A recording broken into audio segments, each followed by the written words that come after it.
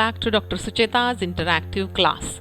Today we'll see one of these instruments which has been utilized to measure the turbulence in a given solution. When some solid particles are formed in combination with two different solvents, that solution, small amount of particle formation, we can call that solution as turbid solution. Now, if we are interested in finding out the concentration of these particles, we can find out in terms of turbidity. Now, nephelometry and turbidimetry, these two instruments are utilized to measure the turbulence in a given solution. We'll see how the instrument works, which are the components of the instruments, how these two instruments differ from each other, the applications of these instruments, factors affecting, and some problems based on these instruments. When electromagnetic radiation is passed through any solution, then some amount of light is absorbed, some is transmitted, and some is reflected back. Now, if the solution is having some particles in it, the scattering of light is observed. Now, the light scattered is proportional to the concentration of solution. Same law we have represented over here, a pictorial presentation where incident light is being passed through one of the medium, then some amount of light is reflected back, PT, transmitted some amount of light, and some amount of light is absorbed by the medium. So total amount of light, incident light, is combination or addition of these all different types of light like PA, PT and PR. Now, if this particular solution contains some solid particles as turbidity, what will happen? The scattering of light phenomena is observed as incident light is passed through this solution. These particles will reflect the light in all direction, that is, scattering is observed. Now, how to measure the concentration of these particles? Using the law of photometry. Both of these instruments, nephelometry and turbidity, are close to the colorimetric technique as they are constructed and worked based on Beer's law, where in both of these instruments, scattering of light is measured as a part of concentration of solution or suspended particles. These particles are having different refractive indices. Refractive index of these particles is different with respect to the solvent utilized and particles. If we'll see the turbidimetry instrument, it has been constructed similar to the colorimetry instrument. Whatever we have utilized over there as some source of light, filter to obtain monochromatic source, then the sample solution, the detector and readout device. When a beam of monochromatic light is allowed to pass through the turbid solution, then power of transmitted radiations with respect to incident beam of radiation are function of concentration of suspended particles. These measurements are done with respect to incident radiation. These measurements are done at 180 degrees to the detector, that is single beam turbidimeter. In this direction only detector gives you response of refracted or scattering radiations. Whereas in nephelometry, we have utilized light as a source, filter to obtain monochromatic light.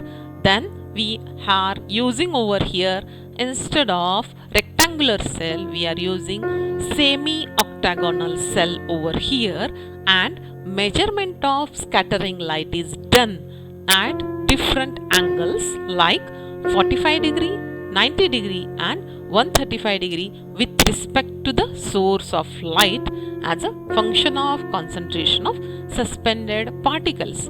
Most of the time it is measured at 90 degree, but there is an arrangement to measure at different degrees the refraction of light. So detector is inbuilt in your instrument in such a way that it rotates and measure and detect the light and convert it into readout device. If both of these instruments measures the turbidence of solution, which of them will be useful when? That is the question. Which method I should utilize to measure the turbidence? Now, depending upon the amount of light scattered, you can choose the instrument. Like if large number of particles is there, then scattering is extensive and amount of radiations transmitted will be less. If more number of particles come in front of your light source, amount of transmission becomes less. In that case, turbidimetry is useful. Whereas particle size is when small, the scattering is less, transmittance is more, then you can go for nephelometry. While doing these measurements of turbidence, there are different factors which affects the measurements. First one is the concentration or number of particles present in a solution. Both of these instruments work based on Beer's law, where in case of turbidimetry we can say instead of absorbance we are calling here as turbidence. So there we have utilized in colorimetry and spectrophotometry as A equal to minus log of, very good, minus log of Pt upon P0 or minus log of T, and A equal to KBC or A equal to ABC. Just replace the absorbance by turbidence. So you'll get equation S equal to minus log to the base T. Now Pt upon P0 or S equal to KBC or S equal to minus log T, or you can say turbidence is directly proportional to concentration. Turbidence is directly proportional to concentration. Here P0 is intensity of incident light, Pt very good intensity of transmitted light, C is concentration, T is transmittance, C is concentration, K is constant of proportionality or constant, depends upon linearity of light over here.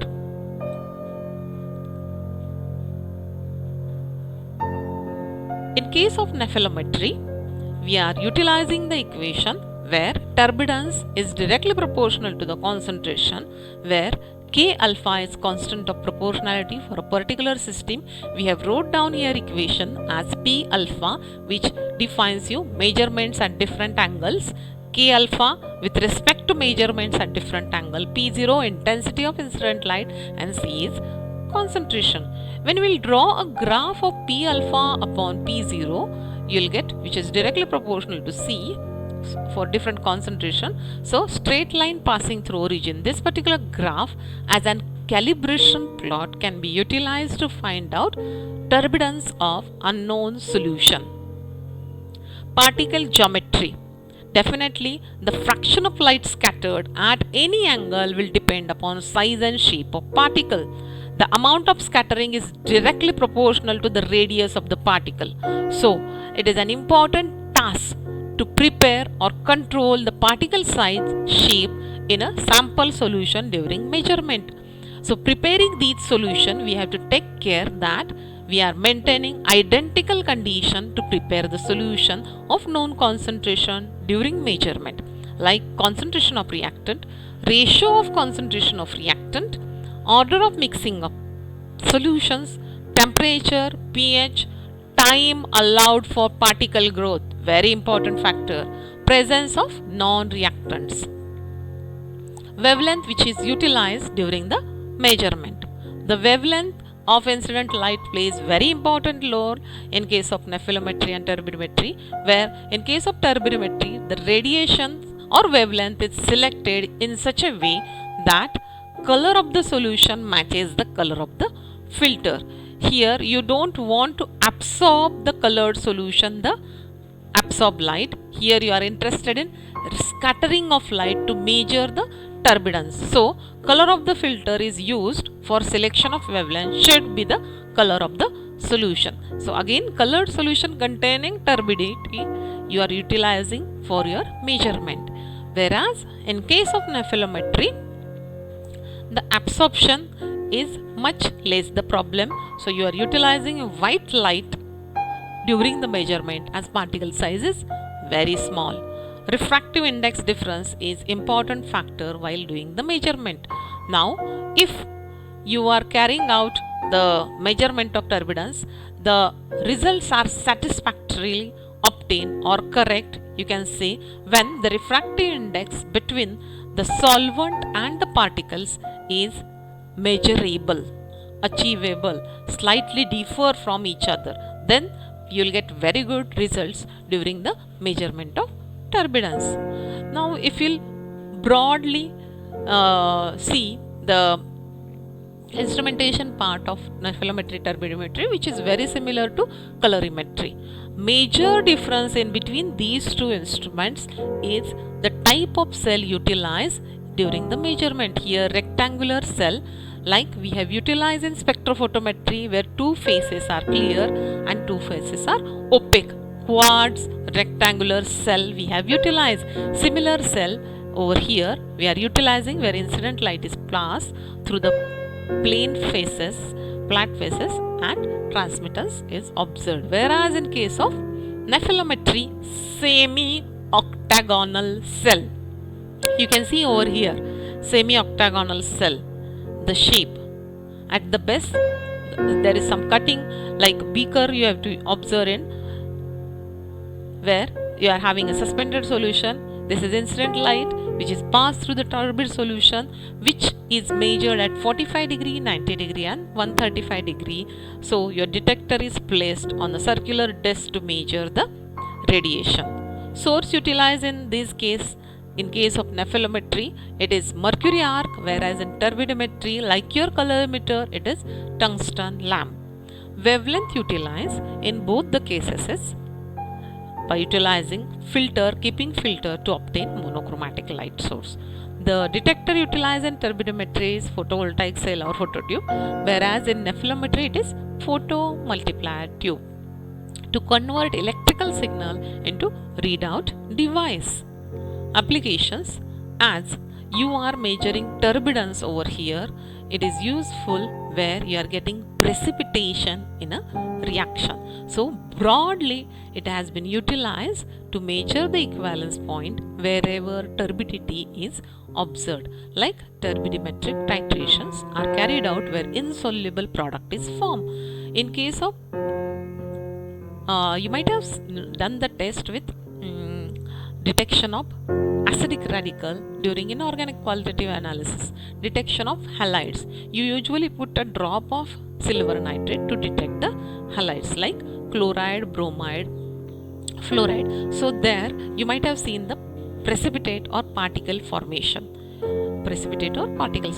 So similarly here, titration of silver nitrate against KBr has been shown over here, where AgBr is the precipitate form. Complete precipitation when of AgBr is formed, the turbidence remains constant. So this particular principle has been utilized over here, where you are getting graph of turbidence versus volume of titrant added. Extrapolating these lines, you will get here the equivalence point of titration. Similar titration you can perform with sodium sulfate against barium chloride, NaCl against AgNO3, where you will form AgCl precipitate. So chloride, fluoride, bromide, sulfate, these particular radicals will form precipitate in particle form. Phase titration, where you are forming, when we can say a single phase of solution, when two solvents we are putting and forming a solution which is a single phase, miscible solutions you can call single phase. When phase differs, like chloroform water, phase differs. This is, so you can perform phase titration by utilizing turbidimetry or nephelometry. Like two different solutions A and B are mixed or titrated against C, where C is miscible with one of these liquids and immiscible with other liquid. So formation of sufficient turbidity or phase can be utilized to measure turbidence of solution against volume of titrant added.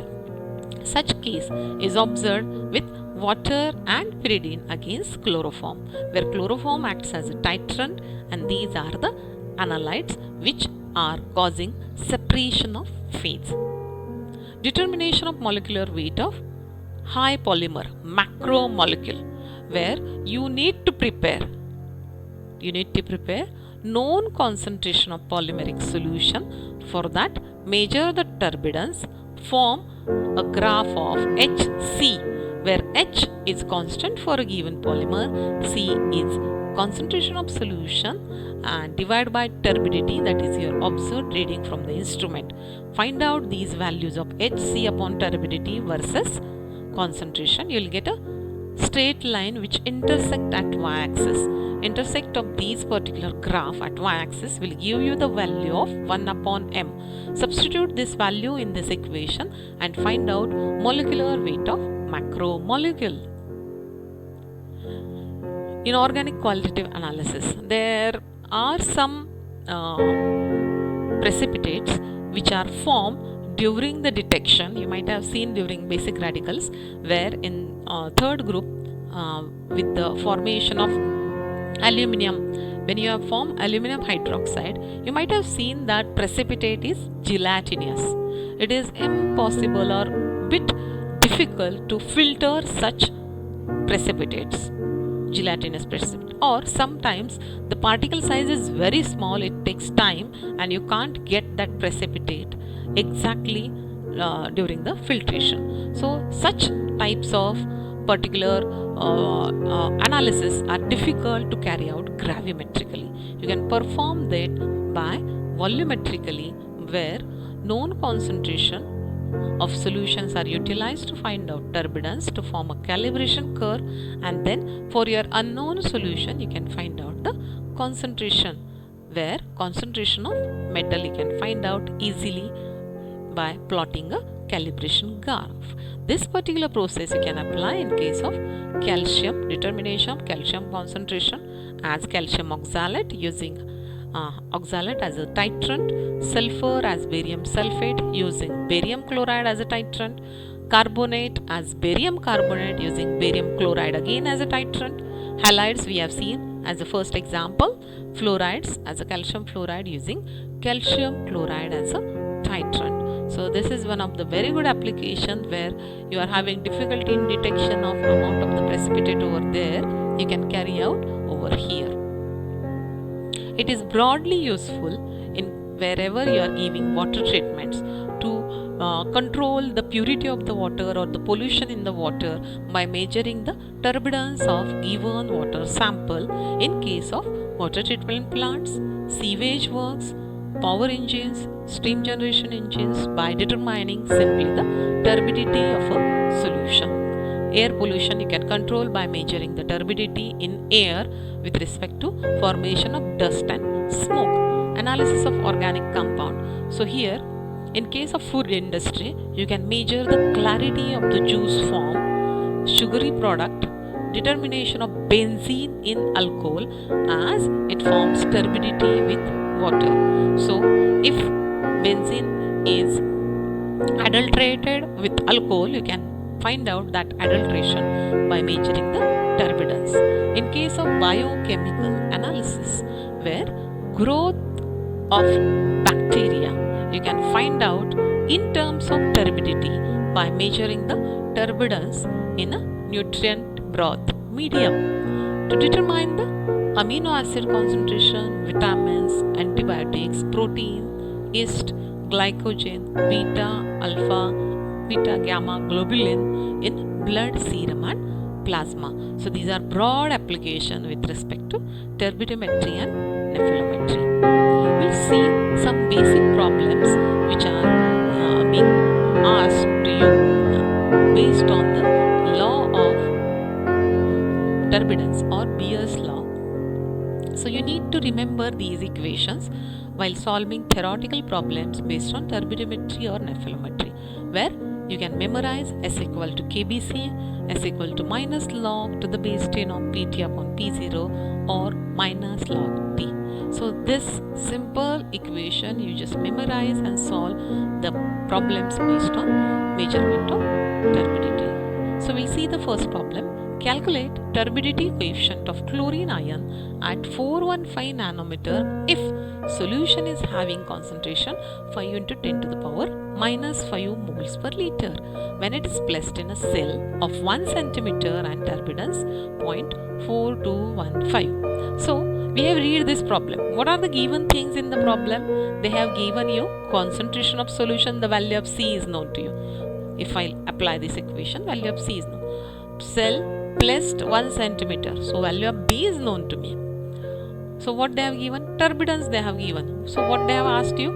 Turbidity coefficient. So turbidity coefficient is nothing but K. So you can utilize this equation to solve the problem. Just place the value of turbidence